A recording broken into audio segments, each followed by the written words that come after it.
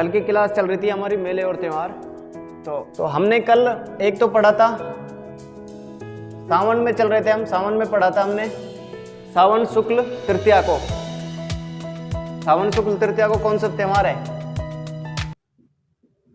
सावन शुक्ल तृतीया को, सावन शुक्ल तृतीया को कौन सा था? तीज था। ये पहली क्लास में हमने पढ़ा था सावन शुक्ल। जिसने अपनी ये पहली क्लास नहीं देखी वो देख सकते हैं इस क्लास को। सावन शुक्ल तृतीया को तीज। तीज कौन सी तीज है? ये छोटी तीज है। कौन सी है? छोटी तीज। छोटी तीज है ये सावन शुक्ल तृतीया को। तो अपन ने जो बात की थी कल की क्लास में, एक छोटी तीज थी और एक बड़ी तीज। एक तो कौन सी? छोटी तीज, छोटी तीज थी एक, और एक कौन सी है? बड़ी तीज। तो छोटी तीज और बड़ी तीज में मैंने कल बताया आपको, तो छोटी तीज तो कब है? सावन शुक्ल तृतीया को। ये सावन शुक्ल तृतीया को छोटी तो, और जो बड़ी तीज है वो बड़ी तीज कब है? भाद्रपद कृष्ण तृतीया को। ठीक है, भाद्रपद कृष्ण तृतीया को, भाद्रपद कृष्ण तृतीया। ये अंतर क्या है इसमें? छोटी तीज जो होती है, छोटी तीज और बड़ी तीज। बड़ी तीज को और किस नाम से जान रहे थे हम? कजली तीज के नाम से जान रहे थे, कजली तीज। सातुड़ी तीज, सत्तू का प्रयोग होता है इसमें, इसलिए सातुड़ी तीज, सातुड़ी तीज, बूढ़ी तीज। ठीक है, ये हम इसके बारे में, क्योंकि यहां पर ये कहां की प्रसिद्ध है? बूंदी की प्रसिद्ध है। बड़ी तीज कहां की प्रसिद्ध है? बूंदी की प्रसिद्ध है, और बूंदी में ही इसकी सवारी निकाली जाती है। कहां की प्रसिद्ध है? बूंदी की प्रसिद्ध है, और बूंदी में कजली माता की सवारी निकाली जाती है, इसलिए यहां की प्रसिद्ध है। छोटी तीज के बारे में मैंने आपको कल बताया था, जो छोटी तीज है इस पर महिलाएं लहरिया व झूला कार्यक्रम करती हैं। लहरिया व झूला कार्यक्रम करती है, झूला कार्यक्रम करती है। लहरिया व झूला कार्यक्रम कौन करती है? महिलाएं करती है। कब करती है? सावन शुक्ल तृतीया को। इससे एक दिन पहले, याद रखने की बात है, इससे एक दिन पहले क्या मनाया जाता है? सिंजारा। और सिंजारा कब मनाया जाएगा? अब सिंजारे के बारे में हमने लिखा था कल, सिंजारे के बारे में हमने पढ़ा था कि जो सिंजारा है वो सावन शुक्ल द्वितीया को, सावन शुक्ल द्वितीया को सिंजारा। सावन शुक्ल द्वितीया को क्या है? सिंजारा। अब ये सिंजारे कितने? 4 सिंजारे बताए मैंने। एक तो सावन शुक्ल द्वितीया को था, और दूसरा सिंजारा मैंने आपको कब बताया था? चैत्र शुक्ल द्वितीया को बताया, चैत्र शुक्ल द्वितीया को। ये दूसरा सिंजारा हमारा, चैत्र शुक्ल द्वितीया को। और तीसरा सिंजारा जो कि गणेश चतुर्थी का दिन है, भाद्रपद कृष्ण, भाद्रपद शुक्ल चतुर्थी, शुक्ल कृष्ण है, शुक्ल चतुर्थी। ये अपन को शुक्ल और कृष्ण में ध्यान रखना है। शुक्ल पक्ष मैंने बताया था सुदी, है ना? ये किसका? विक्रम संवत के अंदर मैंने आपको बताया कि सुदी और बुधि 2 होते हैं। कृष्ण पक्ष क्या है? बुधि। तो भाद्रपद कृष्ण चतुर्थी को, भाद्रपद शुक्ल चतुर्थी को तीसरा सिंजारा है। और चौथा फाल्गुन शुक्ल एकादशी को। सही है ना? फाल्गुन शुक्ल एकादशी यानी कि 11 के दिन एकादशी बच्चों का सिंजारा है। ये हमने कल पढ़ा था। छोटी तीज के बारे में पढ़ा हमने, बड़ी तीज। ये अंतर बताया मैंने आपको, छोटी तीज और बड़ी तीज। बड़ी तीज कहाँ की? कजली तीज कहाँ की फेमस है? बड़ी तीज को कजली तीज भी कहते हैं। ये बूंदी की फेमस है, ये आपको ध्यान रखना है, इसमें बूंदी की प्रसिद्ध है ये। उसके बाद में हमने सावन के बाद में सावन पूर्णिमा पढ़ा। सावन पूर्णिमा को क्या है? रक्षाबंधन, रक्षाबंधन है ना? सावन पूर्णिमा को रक्षाबंधन। उसके बाद हमने पढ़ा, हम भाद्रपद में आ गए थे। भाद्रपद शुक्ल तृतीया, चतुर्थी को कुछ नहीं, पंचमी को कुछ नहीं, छठ को, भाद्रपद छठ को क्या है? ऊब छठ, ऊब छठ, हल छठ, चंदन छठ। उसके बाद में हमने कृष्ण जन्माष्टमी, कृष्ण जन्माष्टमी भाद्रपद कृष्ण अष्टमी। तो अब इसमें कृष्ण जन्माष्टमी जो है, जन्माष्टमी, देखो इसमें एक दो चीज और याद रखो। कृष्ण जन्माष्टमी एक तो कब है, भाद्रपद कृष्ण अष्टमी को, भाद्रपद कृष्ण अष्टमी को कृष्ण जन्माष्टमी। इस दिन आपने सुना होगा भगवान कृष्ण का तो जन्म हुआ, ये तो सब दुनिया जानती है। एक और है 1451 में जाम्बोजी,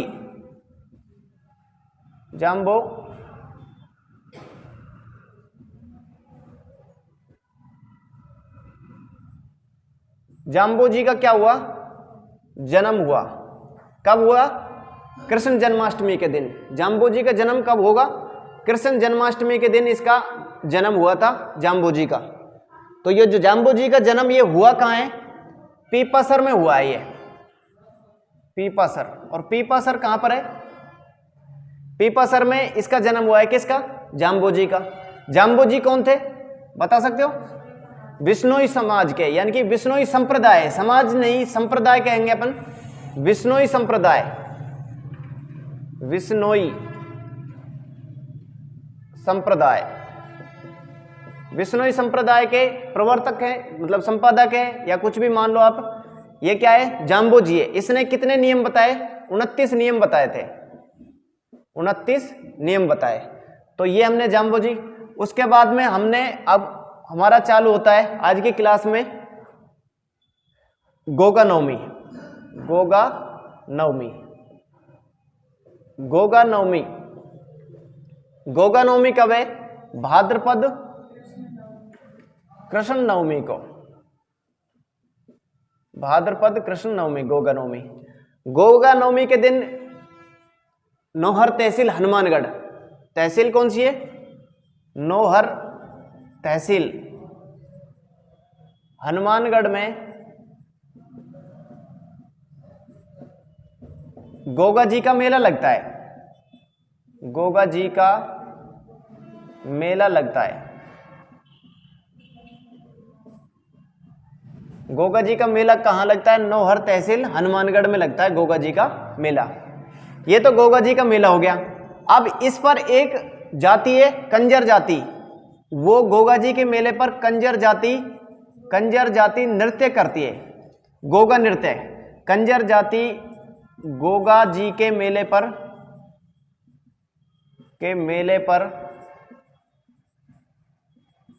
गोगा नृत्य करती है, गोगा नृत्य करती है, गोगा नृत्य करती है, गोगा नृत्य करती है। कौन सी जाति करती है, कंजर जाति करती है। कब करती है ये, गोगा जी के मेले पर, ये हमने पढ़ा था इसमें। उसके बाद में सतिया अमावस्या है ना, सतिया अमावस्या। इससे पहले बछबारस, बछबारस, इससे पहले सतिया अमावस्या से पहले क्या आना चाहिए, बछबारस। बछबारस कब आएगा, भाद्रपद कृष्ण बारस को, भाद्रपद कृष्ण बारस द्वादशी, कृष्ण बारस को, भाद्रपद कृष्ण बारस को। इसमें संतान की, महिलाएं अपने संतान की दीर्घ आयु के लिए व्रत रखती है। महिलाएं अपनी संतान के लिए, अपनी संतान के लिए संतान की दीर्घ आयु के लिए, महिलाएं अपनी संतान की दीर्घ आयु के लिए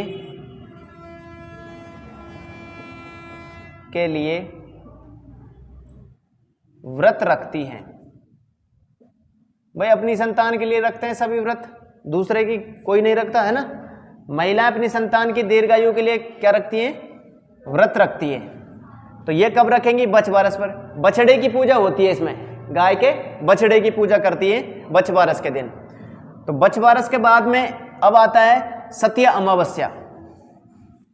और सतिया अमावस्या कब आएगा, भाद्रपद अमावस्या को, सतिया अमावस्या, सतिया अमावस्या, अमावस्या ये पढ़ रहे हैं हम सती अमावस्या, और ये भाद्रपद अमावस्या को, भाद्रपद अमावस्या को, सती अमावस्या भाद्रपद अमावस्या को। इसमें क्या होता है, सती जो महिलाएं, जो महिलाएं सती हो गई उनकी क्या की जाती है, इसमें उनकी पूजा की जाती है, सती महिलाओं की पूजा की जाती है।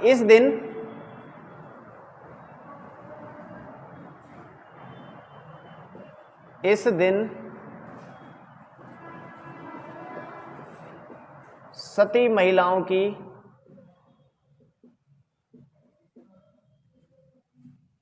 पूजा की जाती है।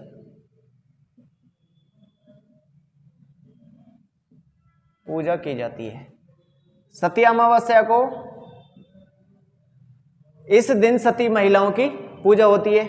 और मेला कहां लगता है, झुंझुनू में मेला लगता है। किसका मेला लगेगा, रानी सती का मेला झुंझुनू में लगता है। रानी सती का मेला, रानी सती का मेला झुंझुनू में लगता है,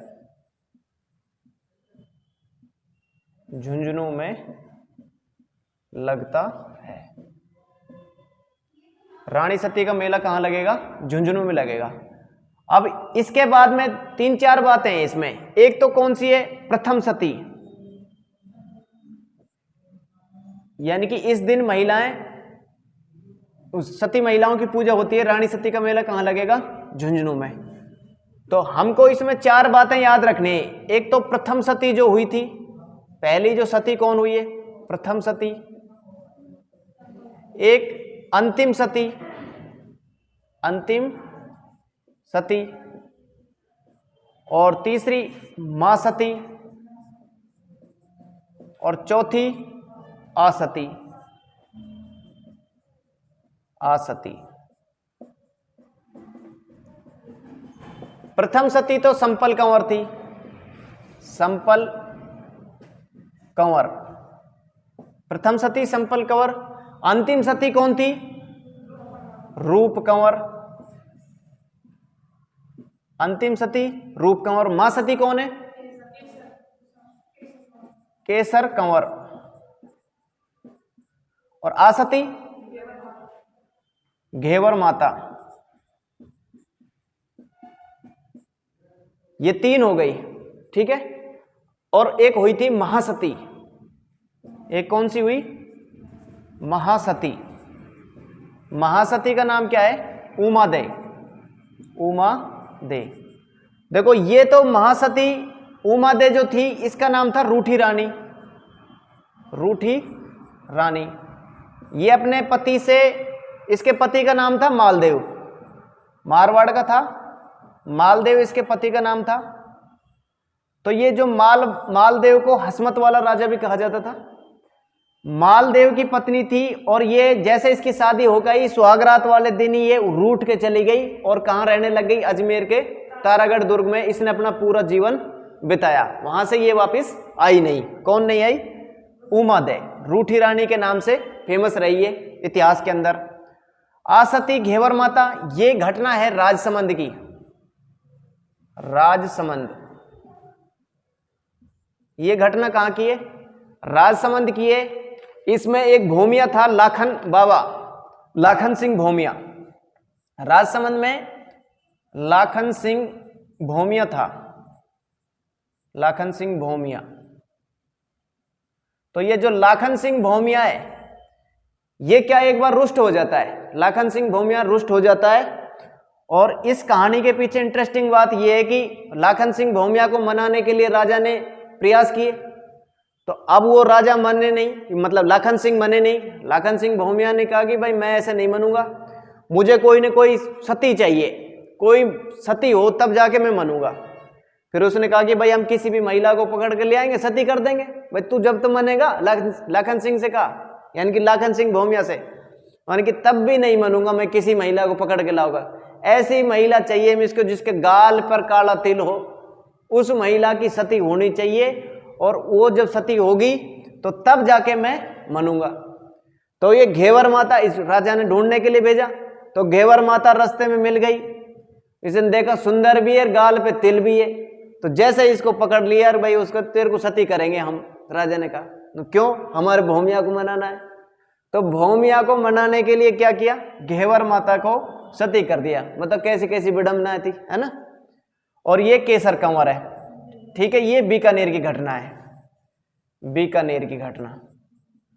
और ये संपल कंवर है, ये संपल कंवर जो प्रथम सती हुई है, ये 861 ईस्वी में घटियाला शिलालेख है।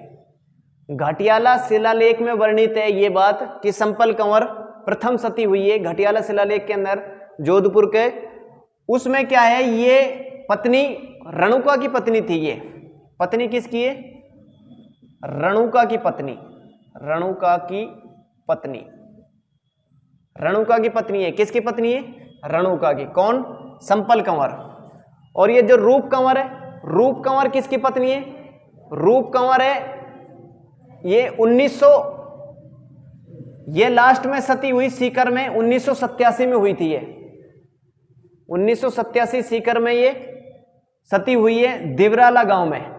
कौन सा गांव है, दिवराला गांव, दिवराला गांव, दिवराला गांव में सती हुई है। ये कौन, ये पत्नी किसकी थी, माल सिंह की पत्नी थी। ये माल सिंह की पत्नी, माल सिंह की पत्नी।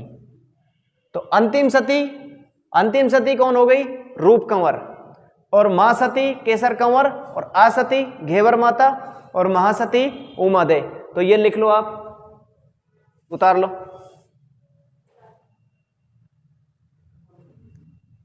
तो लो,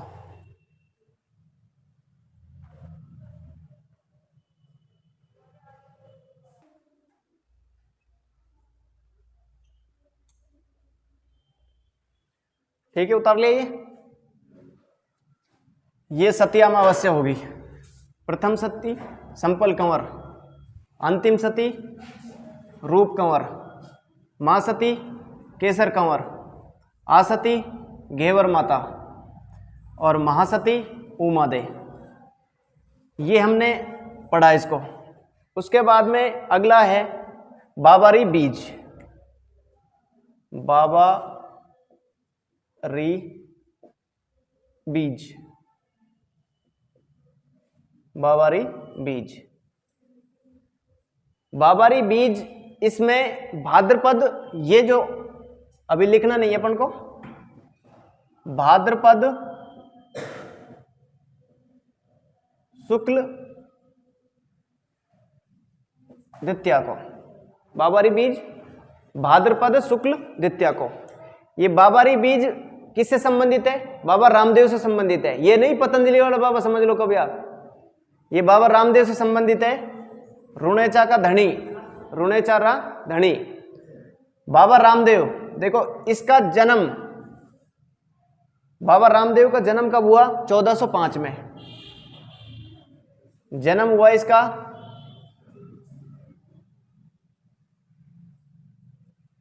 रामदेव का जन्म, रामदेव जी का जन्म 1405 में। और इसने जीवित समाधि ले ली, जीवित समाधि ले ली। किसने, रामदेव जी ने जीवित समाधि ले ली 1458 में। बाबारी बीज भाद्रपद शुक्ल द्वितीया को रामदेव जी ने जीवित समाधि ले दी। रामदेव जी का मेला मारवाड़ का कुंभ कहलाता है। रामदेव जी का मेला मारवाड़ का कुंभ कहलाता है। क्या कहलाता है, मारवाड़ का कुंभ कहलाता है। इसका जब मेला, इसके एक और आकर्षक चीज है इसके मेले के आकर्षक, मतलब इसके मेले पे 13 ताली नृत्य होता है। इसके मेले का मुख्य आकर्षक क्या है, रामदेव जी के मेले का मुख्य आकर्षक, रामदेव जी के मेले का मुख्य आकर्षक तेरह ताली नृत्य,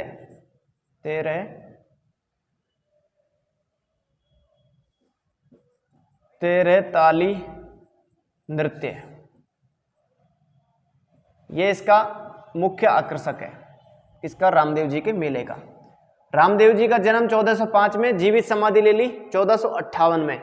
और रामदेव जी का मेला कब लगता है? मारवाड़ का कुंभ। ये क्या है? रामदेव जी का मेला क्या कहलाता है? मारवाड़ का कुंभ कहलाता है। रामदेव जी के मेले का मुख्य आकर्षक क्या है? तेरह ताली नृत्य। उतारो इसको, चलने दो।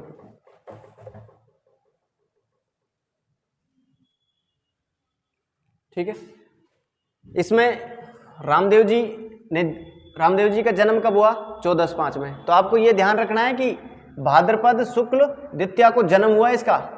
कब हुआ है? भाद्रपद शुक्ल द्वितीया को तो क्या हुआ है? जन्म। रामदेव जी का जन्म कब हुआ है? भाद्रपद शुक्ल द्वितीया को जन्म हुआ है। और भाद्रपद शुक्ल एकादशी को जीवित समाधि ले ली। भाद्रपद शुक्ल एकादशी को क्या ले ली? जीवित समाधि। 1405 में जन्म हुआ है, 1458 में जीवित समाधि ले ली भाद्रपद शुक्ल एकादशी के दिन। ये हो गया हमारा।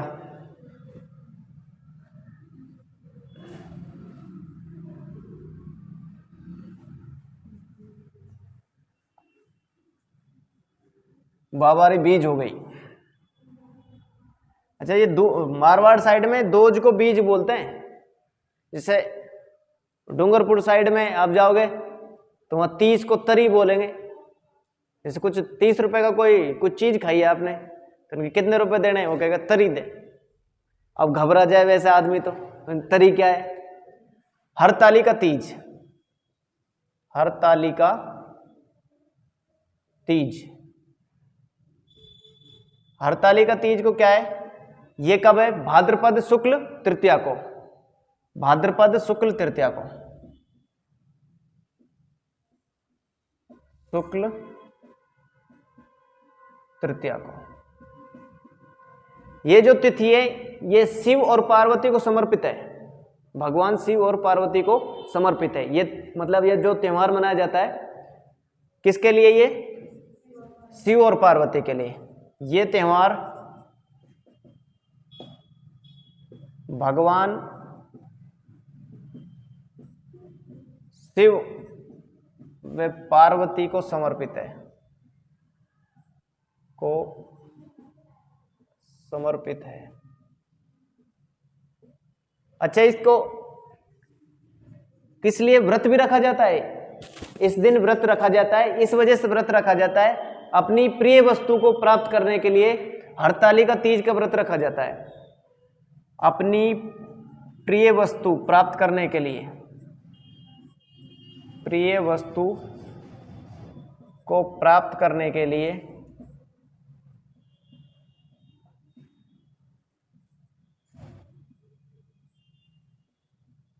हरताली का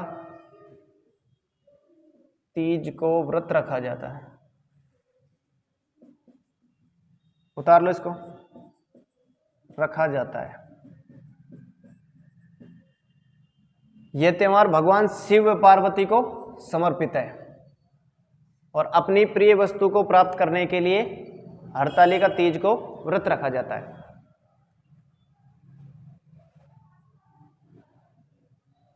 हरताली का तीज। अगला है गणेश चतुर्थी। गणेश चतुर्थी,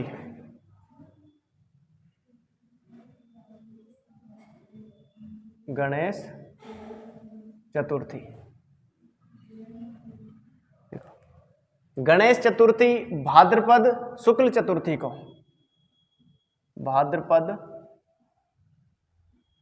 शुक्ल चतुर्थी, गणेश चतुर्थी भाद्रपद शुक्ल चतुर्थी को, ये जो गणेश चतुर्थी है, इसमें गणेश के बारे में कुछ चीजें आपको कभी पता हो तो थोड़ा बहुत। तो गणेश के बारे में मुख्य बातें बताता हूं आपको। गणेश का जो गुरु था, गणेश का गुरु कौन था पता है क्या? नहीं पता ना? गणेश का गुरु है वेद व्यास। गणेश का गुरु कौन है? वेद व्यास। ये नॉलेज होनी चाहिए, हमें पता होना चाहिए इतना तो। गणेश का गुरु कौन है? वेद व्यास। गणेश की पत्नी का नाम क्या है? गणेश की पत्नी का नाम, पत्नी का नाम रिद्धि सिद्धि। पत्नी आए हैं, ठीक है, रिद्धि और सिद्धि इसकी पत्नियां हैं। पुत्र का नाम, बेटों का नाम, पुत्र गणेश, गणेश के बेटों का नाम। अच्छा, स्वास्तिक अपन इस चिन्ह ये होता है ना, ये अपन ने बनाया है। ये क्या है? अपन क्या बोलते हैं इसको? सहायता, है ना? सातिया, कोई सहायता, है ना? अलग अलग अपन भाषा का वो कर दिया, अपभ्रंश का खेल है ये। यानी कि ये क्या है? स्वास्तिक चिन्ह है। और ये कालीबंगा सभ्यता में निकला है, ये किसमें? खुदाई में निकला है ये पता लगा है हमको कि इस ऐसा चिन्ह था। तो पुत्र कौन है? शुभ लाभ, शुभ और लाभ इसके बेटे। गुरु कौन है? वेद व्यास। पत्नी कौन है? रिद्धि सिद्धि। और पुत्र कौन है? शुभ लाभ। ये गणेश के बारे में। अब हमारे राजस्थान के अंदर कुछ गणेश ऐसे हैं, जैसे कि बाजना गणेश, नाचना गणेश, सॉरी, पहला है नाचना गणेश। नाचना गणेश, नाचना गणेश कहाँ का प्रसिद्ध है? एक बाजना गणेश, बाजना गणेश, एक गढ़ गणेश, गढ़ गणेश, और एक इसका जो गणेश है, गणेश का वाहन क्या है? चूहा, मूसा नहीं, चूहा। मूसा अपन बोलते हैं ना, मूसा। तो गणेश का वाहन क्या है? चूहा। लेकिन इसमें गणेश चूहे पर सवार नहीं होकर सिंह पे सवार है। सिंह पे सवार गणेश, सिंह पर सवार गणेश, गणेश सिंह पर। नाचना गणेश कहां का प्रसिद्ध है? अलवर का। नाचना गणेश कहां का है? अलवर का प्रसिद्ध है। नाचना गणेश अलवर का। बाजना गणेश सिरोही का। गढ़ गणेश जयपुर का। और सिंह पर सवार गणेश, यानी कि चूहे पर सवार नहीं होकर किस पर सवार है? सिंह पर सवार है। तो सिंह पर सवार गणेश जूनागढ़ बीकानेर, जूनागढ़ बीकानेर, जूनागढ़ बीकानेर। बीकानेर के अंदर एक और है देवी, चूहों की देवी, करणी माता। करणी माता चूहों की देवी। बहुत सारे चूहे ही चूहे वहां पर डोलते रहते हैं, ऐसे मंदिर है, और वहां पर दुनिया भर के चूहे हैं। और जो काले चूहे ज्यादा हैं, अपन कुछ कहते हैं कि सफेद चूहे, सफेद चूहे हैं वहां 5-7 हैं, 5-7 सफेद चूहे। उन सफेद चूहों को काबा कहते हैं वहां, ठीक है। तो नाचना गणेश अलवर में, बाजना गणेश सिरोही में, और गढ़ गणेश जयपुर में, और सिंह पर सवार गणेश जूनागढ़ बीकानेर में, ठीक है। ये हमको गणेश के बारे में पता। अब गणेश चतुर्थी के दिन होता क्या है? गणेश चतुर्थी के दिन जो गणेश की प्रतिमा होती है, प्रतिमा किसे बोलते हैं? मूर्ति को। गणेश जी की जो प्रतिमा होती है, इस गणेश जी की प्रतिमा को जलाशय में विसर्जित करते हैं। गणेश चतुर्थी के दिन गणेश की प्रतिमा को जलाशय में विसर्जित करते हैं। और मेवाड़ में बच्चों के द्वारा छमछड़ी नृत्य किया जाता है। कौन सा? छमछड़ी। तो ये 2 बातें और लिख लो गणेश के इसमें। भाद्रपद शुक्ल चतुर्थी को लिख लो, भाद्रपद शुक्ल चतुर्थी को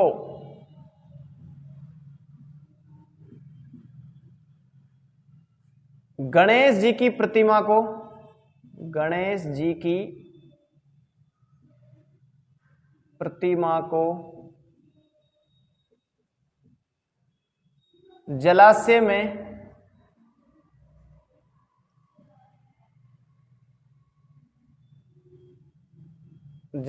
में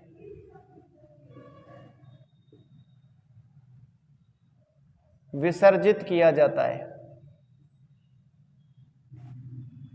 विसर्जित किया जाता है। भाद्रपद शुक्ल चतुर्थी को गणेश जी की प्रतिमा को जलाशय में विसर्जित किया जाता है। एक चीज तो ये है। और मेवाड़ में गणेश चतुर्थी के दिन मेवाड़ में बच्चों द्वारा छमछड़ी नृत्य किया जाता है। बच्चों के द्वारा छमछड़ी नृत्य किया जाता है। छमछड़ी नृत्य किया जाता है।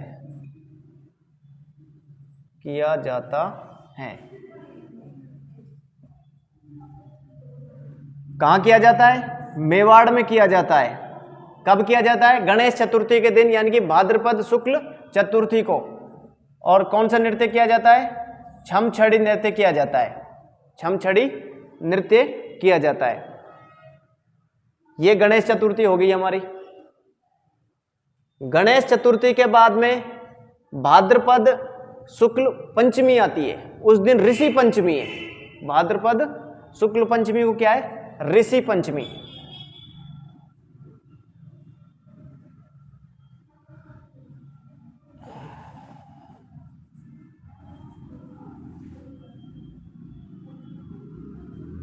भाद्रपद शुक्ल पंचमी,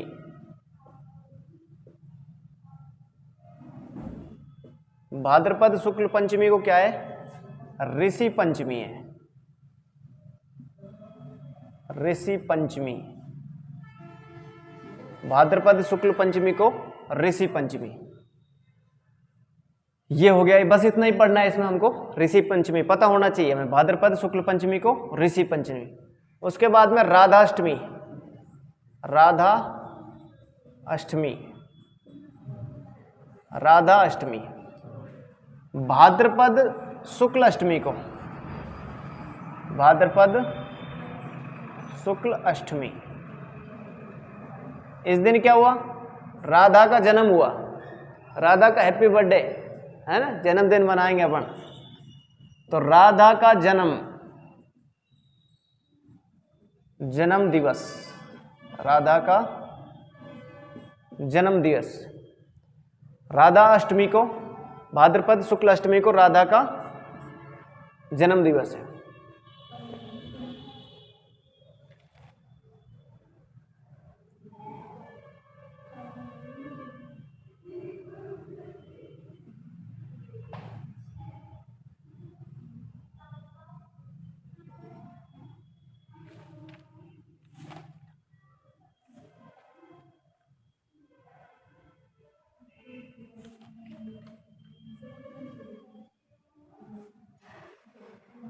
उतार लिया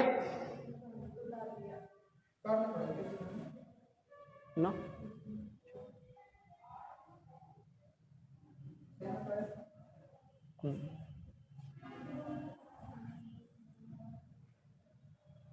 देखो, अब कल के जो दो क्वेश्चन थे, वो क्वेश्चन क्या थे? एक क्वेश्चन क्या था? विक्रम संवत 2029 को शक संवत में बदलो।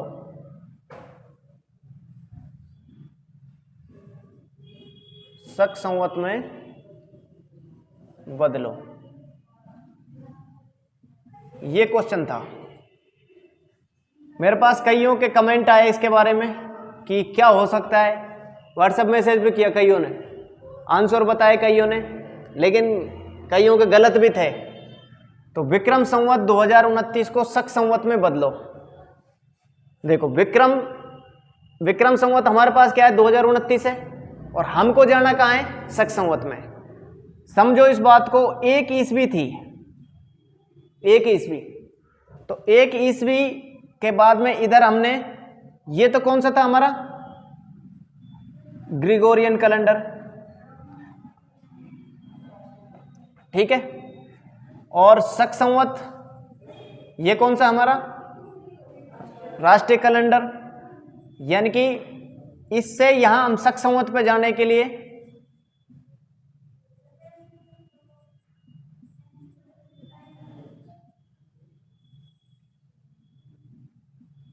मैंने क्या लिखवाया, -78, ठीक है। इधर हमारे पास क्या है, विक्रम संवत। तो विक्रम संवत पे जाने के लिए -57, इधर हम जा रहे हैं -57, इधर जा रहे हैं -78। तो खेल है समझने का खेल है इसमें। देखो 57 और 78 कितने होते हैं, ध्यान से समझो इसको। 57 और 78 कितने होते हैं, 135। मान लो कि हमारे पास क्या है, 2029 है, ये किसकी है, विक्रम संवत की है। तो 2029 में से हम क्या घटाएं, 57 घटाएं, तो कहां पहुंचेंगे हम, ईस्वी में पहुंचेंगे।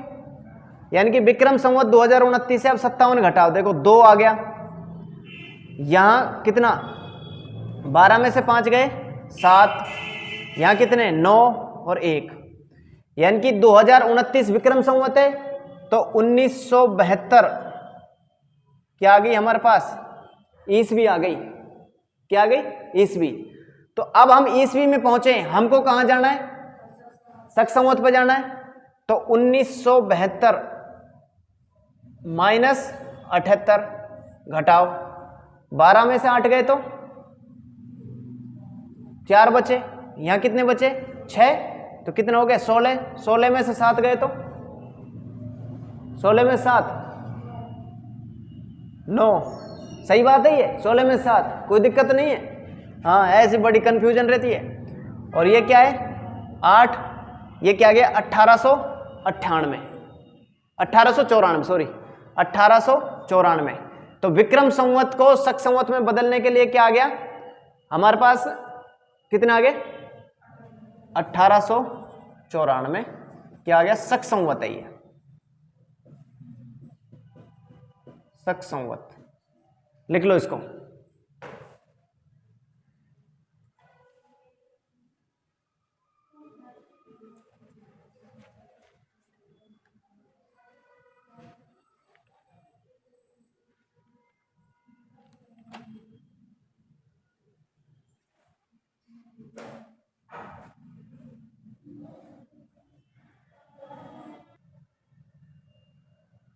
देखो ये समझ में आ गया ना, इसमें क्या है, समझने का खेल क्या है।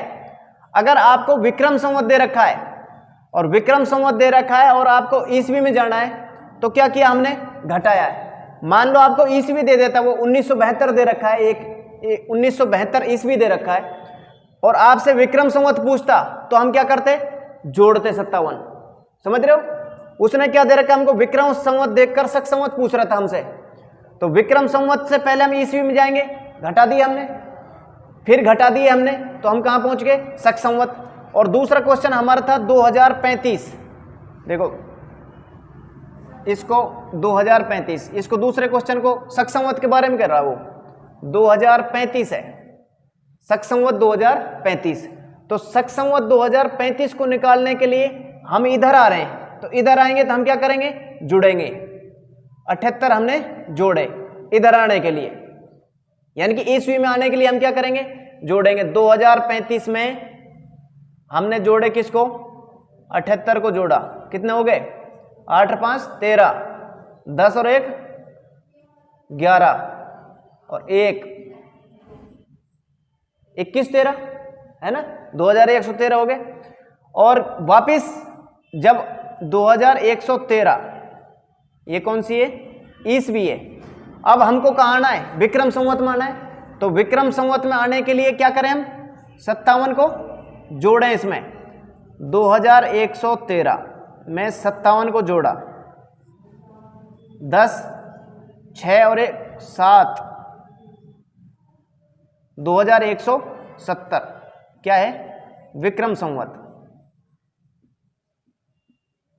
ये जिसके समझ में नहीं आया फिर से एक बार समझ लो। देखो ये दूसरा क्वेश्चन है, उसका आंसर है 2170 विक्रम संवत। मान लो मैं आपको दोबारा समझाता हूं।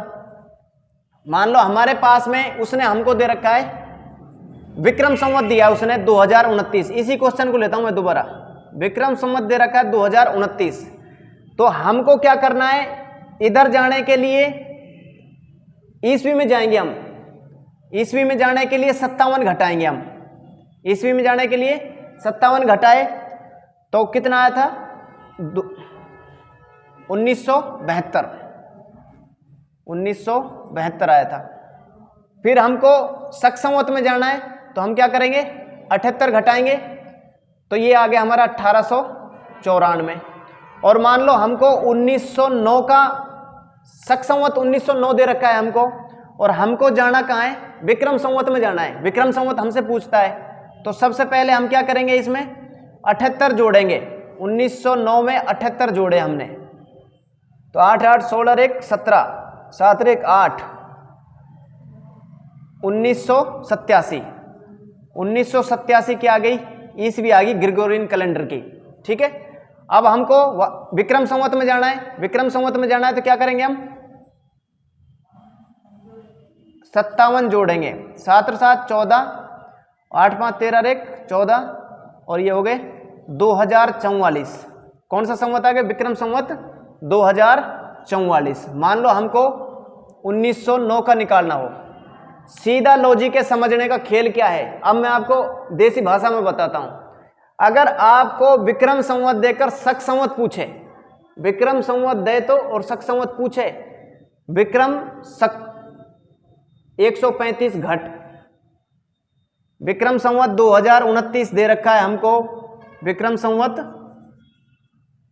2029 ये दे रखा है, तो इसमें से डायरेक्ट निकलवा क्या रहा है हमसे? शक संवत निकलवा रहा है। तो क्या करना है? माइनस के 135 कर देना है। देखो 135 करो, 9 में से 5 गए तो 4, और यहाँ 12 में से 3 गए तो 12 में से 3 गए तो 9, और यहाँ क्या बचे? 9 में से 1 गए तो 8, 1894। यानी कि विक्रम से शक निकालने के लिए 135 घट, और शक संवत दे रखा है मान लो हमको 1909, और पूछ रहा है हमसे ये 135 जुड़, पूछ रहा है हमसे विक्रम संवत। तो विक्रम संवत हमसे पूछ रहा है तो 135 जोड़ो। 9 में 5 जोड़े तो 4, 3 और 1 4, 9 और 1 2 मतलब 20, तो 1 कितने हो गए? 10 हो गए। 9 और 1 10 और 1 20 हो गए। तो ये क्या हो गया? 2044।